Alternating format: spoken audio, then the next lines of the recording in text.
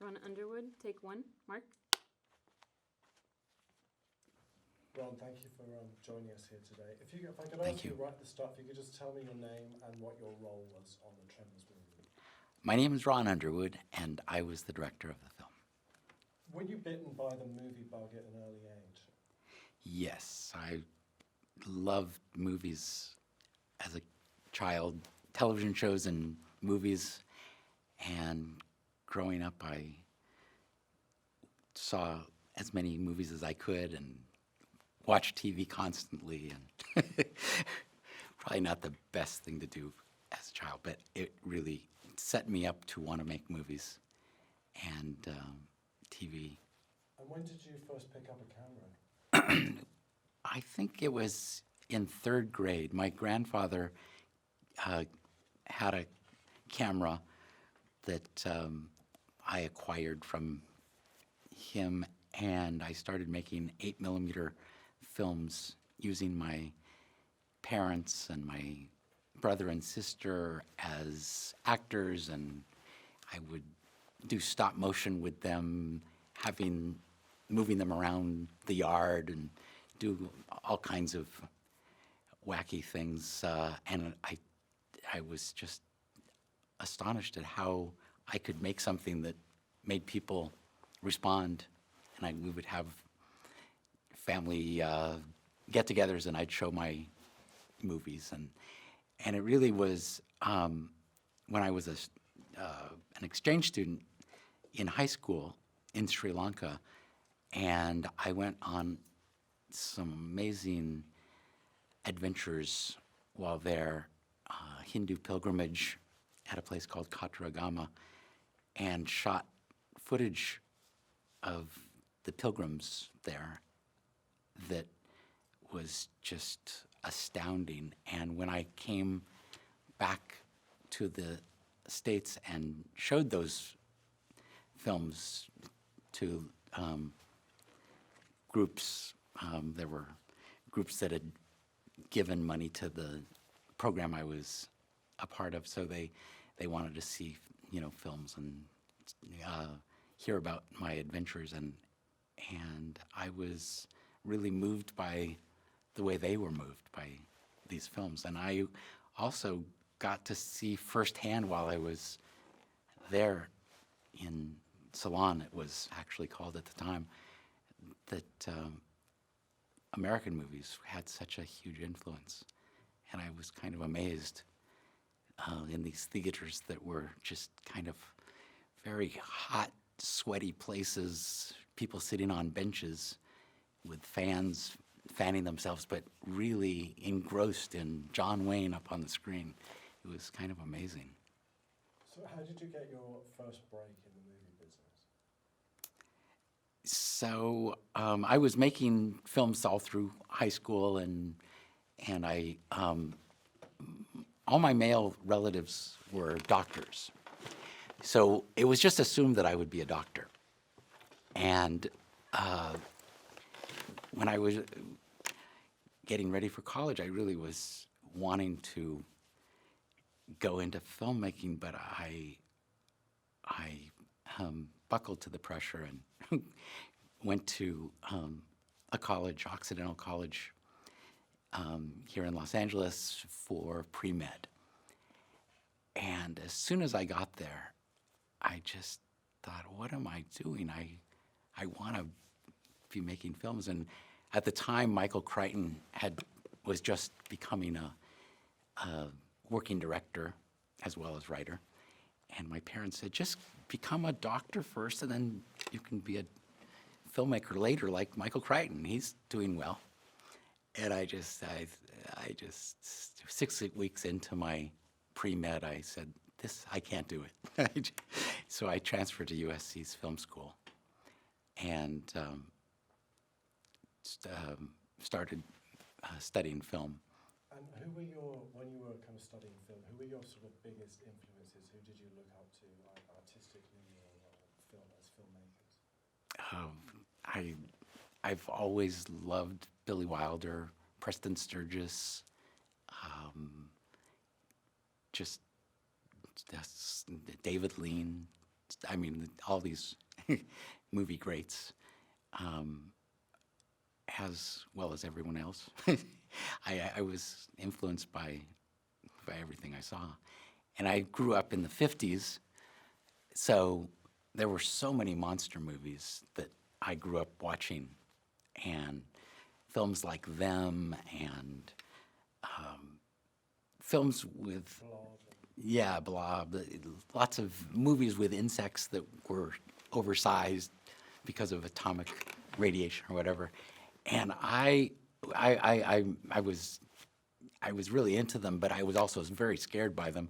I would leap into bed from several feet away, always wondering what was under my bed at night. And I mean, I was very influenced by those movies. And when I was at USC, I met Steve Wilson and Brent Maddock, who were classmates there with me. And so we all hit it off and started hanging out together and admiring each other's work. And so this film goes back to them, to that period when we were at SC together. Did you work with Steve on his graduation film about the tape that he Recorded live. Did you work on that? No, I didn't work on it, but I loved it. And John Goodwin, who was in that film, is in Tremors. He's one of the road workers who gets killed early in the film. So And he's had some interesting deaths on screen. yes, over the years. yes, always a good death. What are your memories of pitching Tremors to Universal? Well, we first pitched it around town as it was in a treatment form, and we had meetings set up all around, and we would go in and just had blank stares when we would talk about these giant worms, monsters underground, and nobody got it. And Brent and Steve were very busy during those years writing a lot of great films, and it took a while for them to have the time to write a screenplay, but finally they decided they had to write a screenplay on spec just because people were not getting the idea from our pitches. And Universal got the script, and we had a meeting with the head of the studio, and Jim Jacks was there. He was the vice president. I think Sean Daniels and Tom Pollock was the chairman. They were all in this meeting. They liked the script a lot.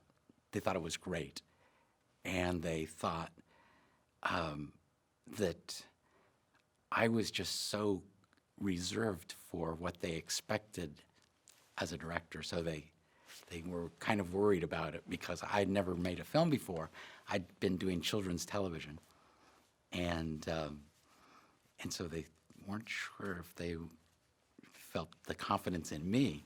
So Jim Jacks had me come into his office, who was a great supporter of the film at Universal, and gave me like a pep talk about how to act like a director for them. And it was very funny. He said, just jump around and jump up on the coffee table or whatever, and then they'll respond to that. And so it was very funny. But the reason I got a second meeting, actually, and we got this second meeting together, was that Tom Pollock had been a lawyer before and represented George Lucas, and he said, well, George would have acted the same way in a meeting, so I think let's give him a second chance. So through Jim Jacks' coaching, I came in, jumped around, and they greenlit the movie. It's How true. does Nancy Roberts feature in the story of Tremors?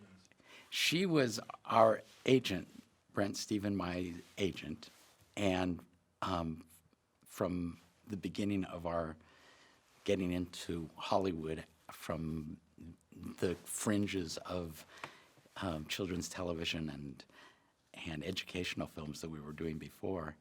She responded first to the script of Short Circuit and then just was a great champion of Tremors.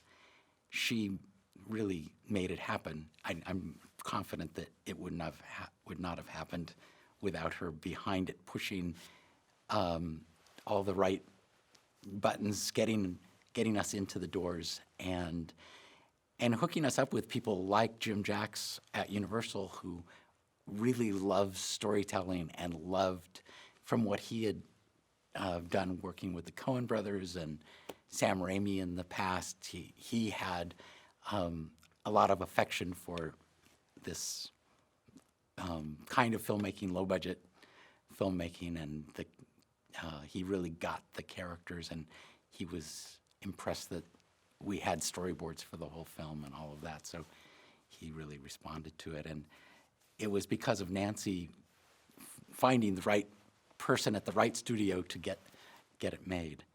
And she was always navigating behind the scenes to keep it going, keep me going. I had a great deal as a first-time director to have, I think, they couldn't fire me within the first 2 weeks or something, so all I had to do was get through the first 2 weeks okay, and she set it all up So Nancy incredibly well. Nancy had your back. She definitely did. Nancy had all of our backs and the film's back. And she's been described as a force of nature. Would you agree with that? Definitely, Nancy is a force of nature, and she was great to have on our side. Who's Gail Ann Hurd, and what was her role in the Tremors story? Gail Hurd was very important to getting Tremors made as well, because she came in with us to Universal. She responded to the script.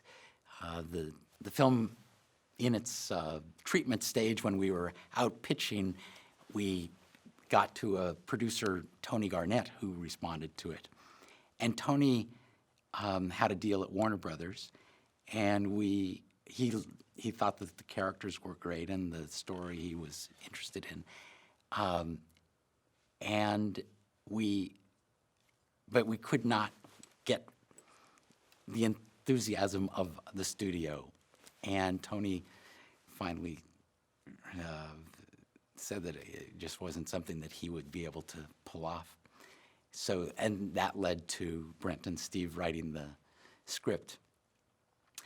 And someone who had worked with Tony, Ellen Collette, was working for Gail Ann Hurd.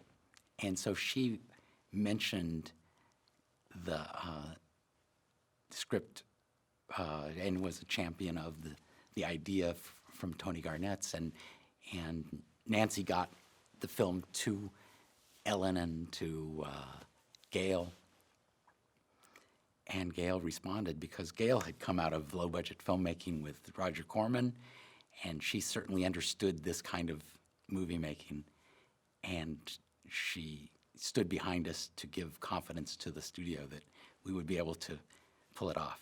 And how did that feel? Because this was your first feature, and you had Gail there kind of on your shoulder, feeding notes back to the studio. It must have been, was it stressful? No, it was great. It was great to have somebody of her strength and credibility in making low-budget films behind us and vouching for us. And so it was great. One thing that Gail said was that she said that you got the tone of the film perfectly well. She said that you don't laugh at the characters, but it's still funny, and it's also still frightening. So how did you get that balance between the kind of the horror and the comedy? Well, personally, I see life as somewhat comedic, and in reality, there are funny things that happen, and people are funny. They're not. We weren't trying to make fun of these people. I think the thing that I was holding on to throughout the making of the film and why it meant so much to me is that this was really about real people, a community that pulls together in the face of hardship and unbelievable terror. But there are no bad people in this film. They're all great people. And we didn't want to, and I didn't want to make fun of them in any way. They were really all heroes to me. And so the comedy was all about just coming out of their response to the situation, and very much the way we felt people would really respond to this situation. And as a horror film, you know, it's set in broad daylight and it's outdoors. And so you're kind of going against all the kind of usual tropes. Did that give challenges to make it feel authentic? That it did. I felt that one of the unique qualities of Tremors was that it was all set basically outside in the daylight. And that was one of the scariest things, that you could be outside in the daytime and not know where they're coming from, since they're underground. It was also very helpful for the budget that they were underground, so we didn't have to see them all the time. But besides that, it just lent to the fear of where are they, and that was, I think, something that really appealed to me. It's a film that really almost has very little night, very little interior work. We had Cheng's store and Bert's basement, but otherwise it's all outside. And that must have presented a lot of challenges. It's always challenging shooting outside because you're not totally in charge. God has a big part in determining what the weather's going to be and what it's going to be like. But we also were blessed to have this beautiful setting, picking Lone Pine, California as our location. And I was worried in pre-production and going into it that it would be so hot out there in the desert. It's high desert up there. And I was worried that the cast would be drained of energy and that we would have a hard time with that. And then we're shooting the first day and it starts snowing. So you just never know. That's the thing about shooting outside. You just never know what the problem's going to be. But it worked out. The snow you can see in the background of a couple shots, but for the most part, we lucked out. And one thing that Steve Wilson told me, and also Alex confirmed this, was that, you know, during the filming, because it's outdoors and the sun's moving, you get these long shadows, so there's an issue with continuity as well. How did you deal with that? Well, yes, it's always difficult shooting outside because scenes take longer than the time you're telling a story of a scene that's 2 minutes long, but it takes you 8 hours to shoot it. And so the sun's change positions and you're always trying to compensate for that. But I was, I didn't dwell on those problems just because I look at great films and you're watching the characters, you're watching the story, you're involved in it, and if you are involved in it, you're not going to notice those things. If you want to watch a continuity problem, turn the sound off of Jaws and watch that film just for continuity of skies and water and all the changes, but you never notice it when you're watching the movie because you are so engrossed by just being with those characters. Universal offered, you know, you were halfway through filming and they offered you more money to complete some of the FX shots, but in return they wanted a kiss at the end of the movie. How did you feel about that at the time, and how do you feel about that now? It was actually, we guess I might as well go through the whole thing in terms of the reshooting that we did and all. What we did, we made the movie. When we wanted to get additional shots of the creature that we thought would be helpful for telling the story, and so we asked for more money, and the studio did give us more money, and it was great because as someone who was on the film from the studio's point of view, Jim Brubaker was instrumental in getting us the money from the studio, and Nancy certainly was very involved in arranging the studio to give us money, and Jim Jacks was a big supporter. And Casey Silver was then the president and was very supportive. But it was really later, after we previewed the film, when they asked for these changes that were, in addition to the extra money we got for some more graboid effects and that sort of thing.